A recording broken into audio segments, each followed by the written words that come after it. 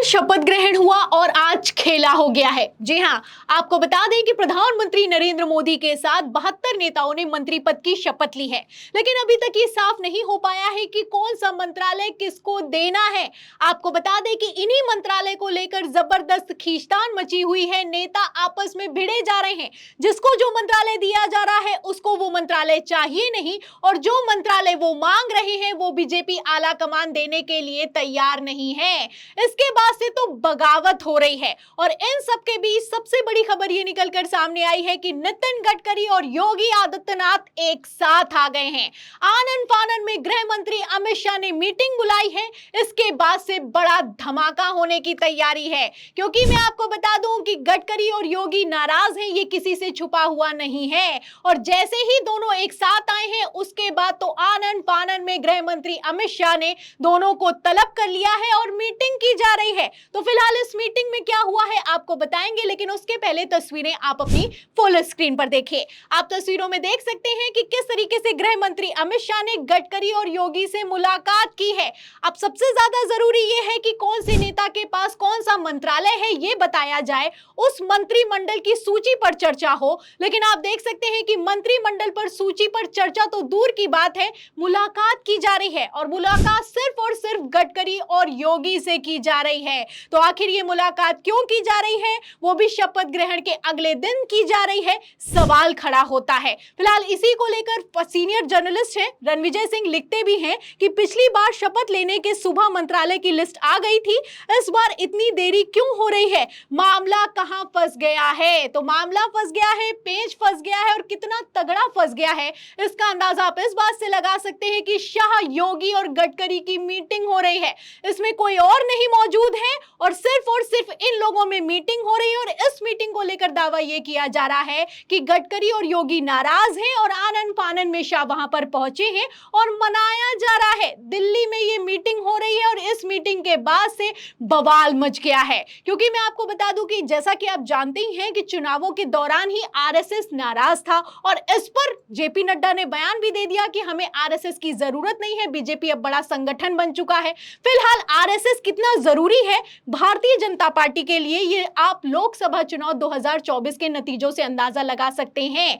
अब जब से नतीजे निकलकर सामने आए और बीजेपी को बहुमत नहीं मिला है, उसके बाद से मोदी टेंशन में दिखाई दे रहे हैं, और इस टेंशन का अंदाजा आप इस बात से लगा सकते हैं कि आरएसएस को भी मनाया जा रहा है, गडकरी को भी मनाया जा रहा है, और नीतीश नायडू को तो मनाया ही जा रहा है। फिलहाल एनडीए के घटक दल जहां एक तरफ बगावत करने के लिए तैयार खड़े हैं, वहीं दूसरी तरफ अपनों ने ही बगावत कर दी है।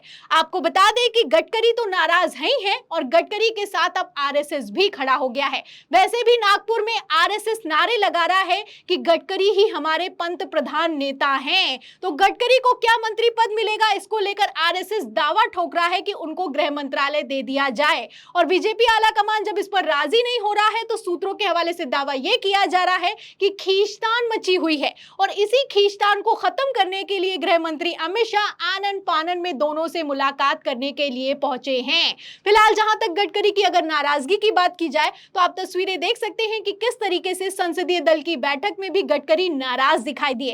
इतने नाराज दिखाई दिए कि जब सारे के सारे नेता जितने भी बीजेपी के हैं वो चिल्ला रहे थे मोदी मोदी, ताली बजा रहे थे और टेबल बजा रहे थे, गडकरी टस से मस नहीं हुए, ना ताली बजाई है ना ही टेबल बजाई है। इन तस्वीरों से आप समझ सकते हैं कि गडकरी कितने नाराज हैं। जहां एक तरफ गडकरी नाराज दिखाई दिए, वहीं दूसरी तरफ सीएम योगी आदित्यनाथ का तो यह हाल हो गया कि प्रधानमंत्री नरेंद्र मोदी पड़ोस से गुजर गए लेकिन नमस्कार तक स्वीकार नहीं किया। आप तस्वीरें देख सकते हैं कि ना आई कांटेक्ट हुआ है।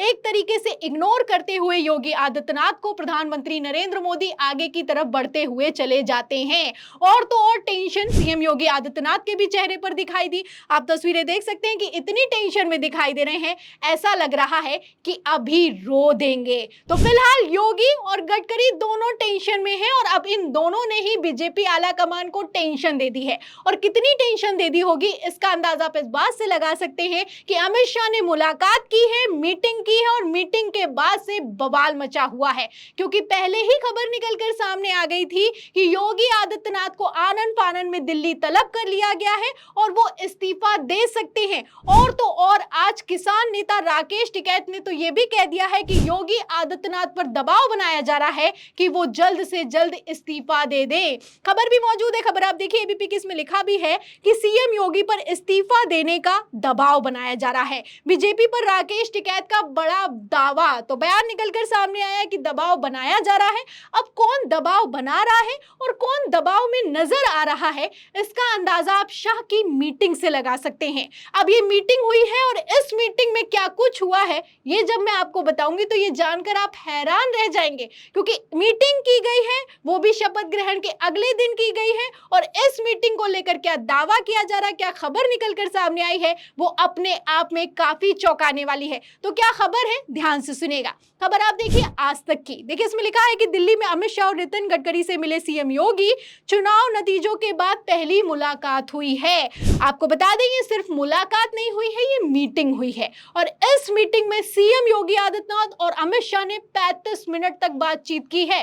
35 मिनट तक बातचीत कर रहे थे। अब क्या बातचीत कर रहे थे आप समझ सकते हैं। वैसे भी शाह और योगी में खींचतान है, ये किसी से छुपा हुआ नहीं है और जैसा उत्तर प्रदेश के नतीजे निकलकर सामने आए हैं, अब तो ये खींचतान जग जाहिर होती हुई नजर आ रही है और इन सब के बीच मीटिंग बुलाई गई है। तो इस मीटिंग में क्या हुआ है, ध्यान से सुनेगा। देखिए इस खबर में लिखा हुआ है कि सीएम योगी ने पहले अमित शाह से करीब 35 मिनट मुलाकात की है। 35 मिनट मुलाकात की है। इसमें लिखा है कि सरकार गठन के तुरंत बाद अमित शाह से सीएम योगी की मुलाकात बेहद अहम मानी जा रही है। शाह से मीटिंग के बाद योगी ने कैबिनेट मंत्री नितिन गडकरी से भी मुलाकात की है। उन्हें गडकरी को नई सरकार शामिल होने की बधाई भी दी है। तो बधाई दी गई है, यह बताया जा रहा है। बधाई देनी थी तो कल भी दे सकते थे जिस दिन शपथ ग्रहण हुआ है। अगर बधाई देनी थी तो जिस दिन संसदीय दल की बैठक हुई है उस दिन भी बधाई दी जा सकती थी। लेकिन इस मीटिंग को लेकर खबरें ये चला रहा है गोदी मीडिया कि एक दूसरे को बधाई दी गई है। फिलहाल क्यों ये बधाई दी गई है और अगले दिन तब बधाई ये दी गई है जब तक मंत्रालय साफ नहीं हुए हैं, किसको कौन सा मंत्रालय मिलने वाला है, ये सूची नहीं निकलकर सामने आई है, सवाल खड़ा होता है। अगर अभी सबसे कोई जरूरी चीज है तो वो है कि मंत्रालय किसको कौन सा मिलने वाला है वो बताया जाए, लेकिन बताया ही नहीं जा रहा है, मीटिंग की जा रही है। अब इस मीटिंग से आप समझ सकते हैं कि आपसी खींचतान है। पहले खींचतान को खत्म करेंगे, फिर मंत्रालयों की सूची जारी करेंगे और मंत्रालय की सूची जारी होगी उसके बाद कितनी बगावत होने वाली है आप इस बात से समझ सकते हैं कि जब पहले ही लोग नाराज हैं तो बाद में क्या होगा, रुझान अपने आप में साफ करते हुए नजर आ रहे हैं। योगी आदित्यनाथ, नितिन गडकरी से अमित शाह ने मुलाकात की है और दावा यह किया जा रहा है कि अब कुछ बड़ा करने की तैयारी में है। तो कितना बड़ा होने वाला है ये तो आने वाला वक्त बताएगा, लेकिन फिलहाल ये खबरें अपने आप में साफ करती हुई नजर आ रही हैं कि शपथ ग्रहण के अगले ही दिन किस तरीके से पेंच फंस गया है। क्योंकि मैं आपको बता दूं कि 2019 लोकसभा चुनाव की अगर बात की जाए तो अगले ही दिन सुबह सुबह लिस्ट निकलकर सामने आ गई थी कि कौन से नेता को कौन सा मंत्रालय दिया जा रहा है। लेकिन इस बार ये गठजोड़ की सरकार बता नहीं पा रही है कि किसको कौन सा मंत्रालय मिलने वाला है, क्योंकि पता है कि अगर मंत्रालय की सूची जारी कर दी तो बगावत हो जाएगी। तो फिलहाल आपको क्या लगता है, जिस तरीके से ये सरकार चल रही है, क्या एनडीए के घटक दलों से पहले ही अपने ही बगावत कर देंगे? इस सवाल के जवाब में इस पूरी खबर पर आपकी क्या राय है हमें कमेंट बॉक्स में जरूर लिखें। वीडियो को ज्यादा से ज्यादा शेयर करें, सब्सक्राइबर बटन दबाएं, हमारे चैनल को लाइक करें, सब्सक्राइब करें, ज्वाइन करें। फिर मिलती हूं अगली खबर के साथ, तब तक के लिए धन्यवाद।